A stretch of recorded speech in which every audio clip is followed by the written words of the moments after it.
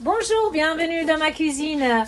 Je vous accueille aujourd'hui pour une nouvelle aventure, kefta fait maison. Donc c'est un kefta de A à Z.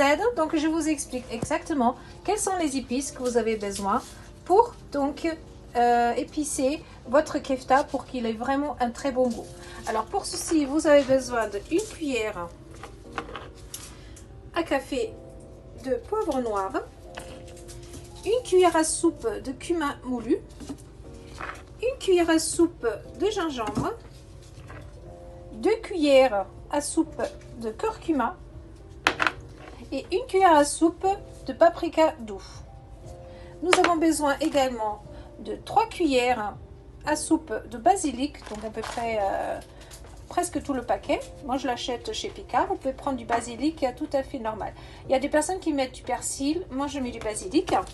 Et bien sûr 2 cuillères à soupe de ail coupé qu'on va mettre à l'intérieur. On va l'incorporer dans notre kefta qui va lui donner un super goût. Nous avons besoin également de citron pour notre kefta.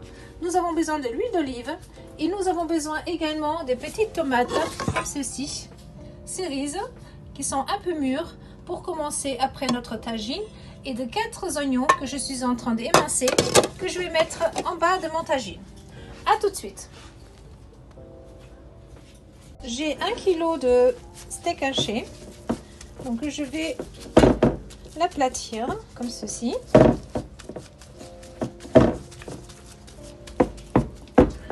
Voilà, je vais le saler.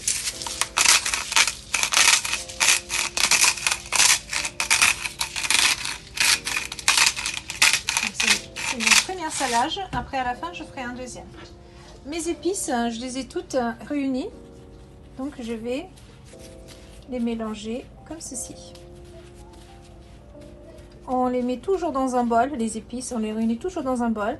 Parce que si on n'a pas besoin de tout ça, on peut le garder, on peut mettre de côté pour la prochaine fois. Parfois, je fais un peu trop, donc je le garde dans un petit pot pour la prochaine fois. Donc, les épices seront déjà mélangées pour une prochaine kefta. Ok? Donc, voilà. Donc, nous allons commencer. Alors, le kefta, avant de le mettre à feu, il faut le laisser reposer avec les épices à peu près une demi-heure. C'est un conseil. Voilà, on va bien le couvrir, vous voyez, par fine couche, hein, pas besoin de mettre une couche de 1 cm. Voilà, donc maintenant, je vais le travailler comme si c'était une pâte.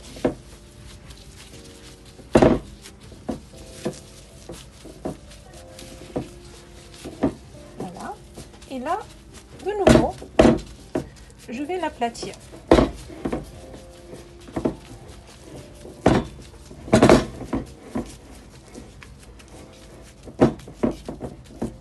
Ok, et là, on va le ressaler.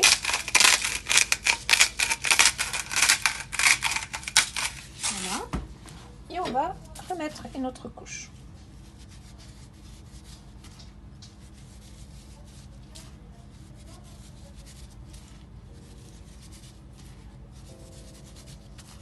Voilà, donc de l'extérieur vers l'intérieur comme tout à l'heure. Voilà, on refait comme ceci.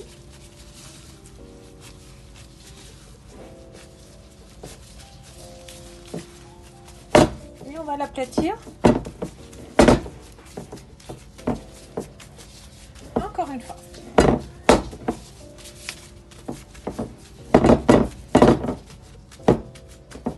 Donc cette fois-ci, je vais mettre mon ail coupé. Donc moi, je l'achète comme ceci.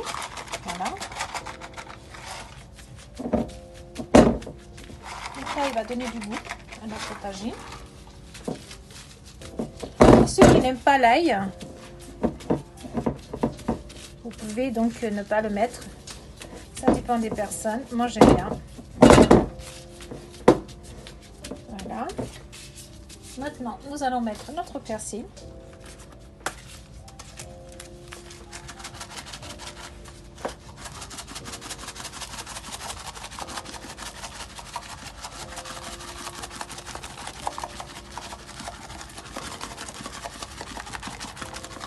On va bien couvrir. Et maintenant, pareil, de l'extérieur vers l'intérieur. Voilà.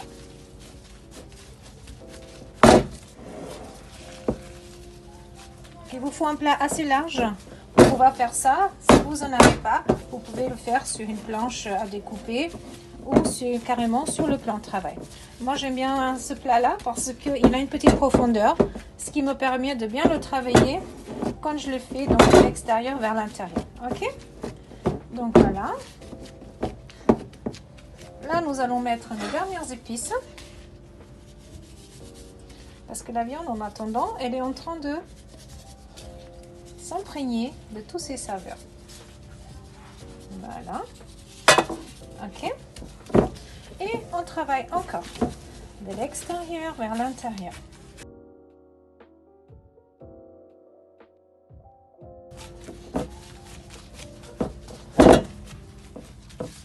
Je vais saler une dernière fois. Voilà. Et juste passer un petit peu d'huile d'olive, comme ça, juste un filet. Et je vais prendre le jus de la moitié du citron que je vais mettre de côté, avec lequel je vais commencer après mon tagine. À tout de suite.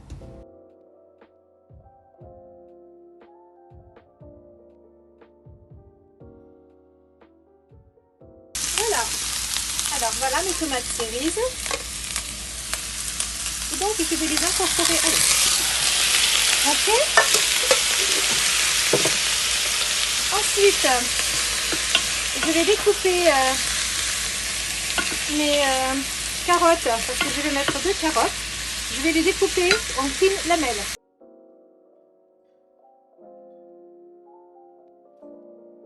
Nous allons cuire. Je vais saler avec du gros sel, comme ceci. Voilà, je mets du sel.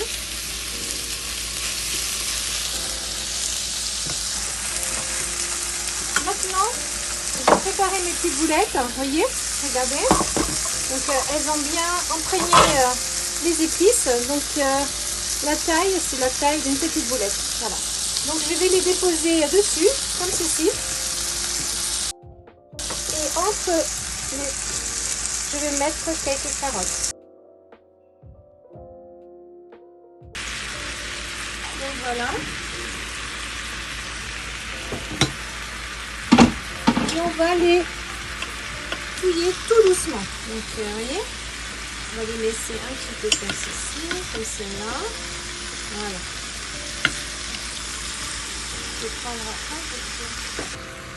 Donc, on va touiller tout doucement pour pas abîmer nos boulettes. Donc, vous allez de prendre ceci. Regardez, vous allez de bas en haut et on touille comme ça. En fait, c'est juste pour voilà, vous voyez, tout doucement. Pour pas abîmer nos boulettes qui commencent déjà à durcir et à se constituer et à se fondre dans cette odeur délicieuse. Alors, le citron, maintenant, pas qu'on ait des surprises avec des pépins, tout le temps habituez-vous à presser votre citron dans un bol ou une assiette. Parce que c'est pas agréable d'avoir des pépins dans la cuisine. Donc j'enlève les pépins. Voilà. Et maintenant, je rajoute le jus. Pourquoi on a rajouté du jus de citron? Tout simplement pour lui donner une acidité. Parce que la viande rouge, elle a besoin d'une certaine acidité pour relever le goût des épices.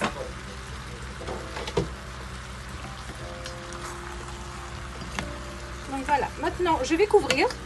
Et puis dans ce temps-là, je vais préparer mes pommes de terre pour les frites. Oui, donc si vous voyez que votre tagine, elle fuit un petit peu, vous pouvez avec une cuillère mettre dans un petit bol le jus à côté, mais on en aura besoin pour la fin. Donc surtout vous le jetez pas.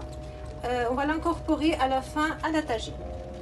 Et donc là, je vais vous montrer, parce qu'on va le faire avec la tagine.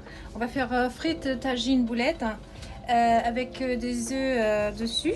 Donc là, je vais vous montrer comment faire des pommes de terre, donc des frites, croustillantes. Donc vous mettez, donc une fois que vos pommes de terre elles sont lavées, il faut bien les essorer, vous voyez. Donc les miennes, ça fait déjà un petit peu de temps qu'elles sont là, donc on va encore faire comme ça, les secouer un peu pour que le reste de l'eau, ça passe à travers les petits trous. Voilà, alors maintenant on va le mettre là-dedans. Voilà, comme ceci. On va prendre du sopalin. Et je vais passer dessus encore un petit peu, comme ceci. Voilà, on va les sécher. On va les tourner. Ok. Donc là, nous les avons bien séchés, vous voyez. On ne voit plus leur brillance. Et là, je vais mettre une cuillère. Parce que là, j'ai fait à peu près 1 kg 200 de pommes de terre. Donc là, je vais mettre une cuillère de farine maïzena. Et je vais les passer partout.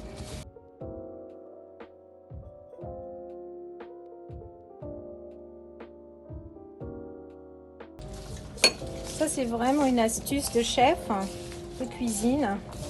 Voilà, ce sont les meilleures frites qu'on peut manger. Ce sont des frites comme ça, qui ont été préalablement un petit peu imbibées avec la farine maïzena. Alors, nous allons donc passer à notre tagine. Voilà, alors notre tagine, elle est déjà dans une très bonne voie. Donc, vous voyez, notre viande, elle est cuite, elle est bien dure. Les carottes, elles sont presque cuites. Donc, je vais regarder la texture des carottes pour que je puisse intégrer les œufs. On va voir. Voilà, les carottes sont cuites. Je l'ai senti. Et maintenant, nous allons mettre les œufs par-dessus, comme ceci, directement. Faites attention à la peau. Voilà. Et je mets tout autour un œuf. Comme ça, chaque personne peut déguster un œuf de son côté. Parce qu'une tagine, c'est un plat convivial. C'est un plat qui se mange en famille. Et donc, on ne met normalement pas d'assiette. Et chacun pioche dedans. Donc, de chaque côté, il faut que tout le monde puisse manger la même chose. Que ce soit au niveau viande ou au niveau légumes. Comme le couscous d'ailleurs. Voilà, j'en mets encore un là-bas.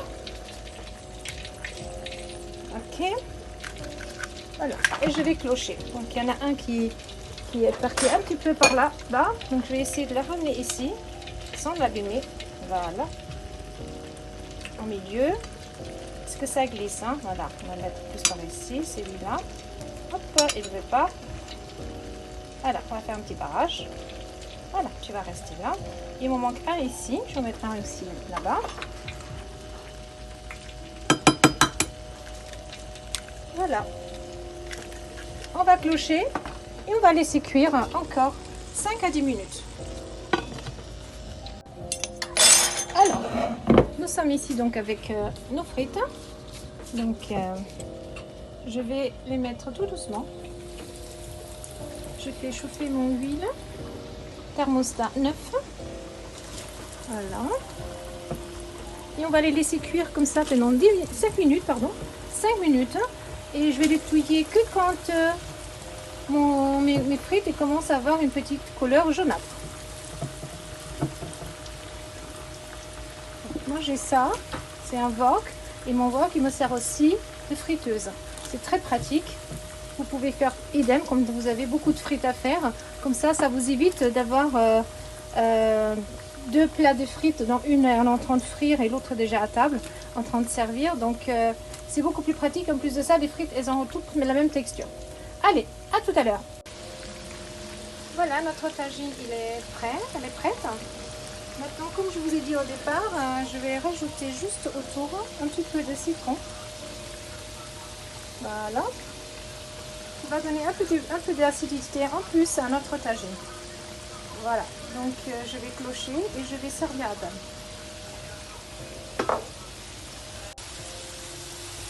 Et voilà nos frites. Voilà, vous l'entendez même dans la texture, comment elles sont croustillantes. Oui, vous entendez? Voilà. Regardez, elles ne se déchirent pas du tout et elles ont vraiment une texture croustillante. Voilà. voici donc notre tagine. Je vais déclocher. Voilà, donc j'ai mis les œufs par-dessus, comme vous pouvez constater. Nos frites. Voilà. Bonne dégustation. Je vous dis à très bientôt. Et on vous souhaite une agréable soirée. Et soyez fidèles à ma chaîne. Abonnez-vous.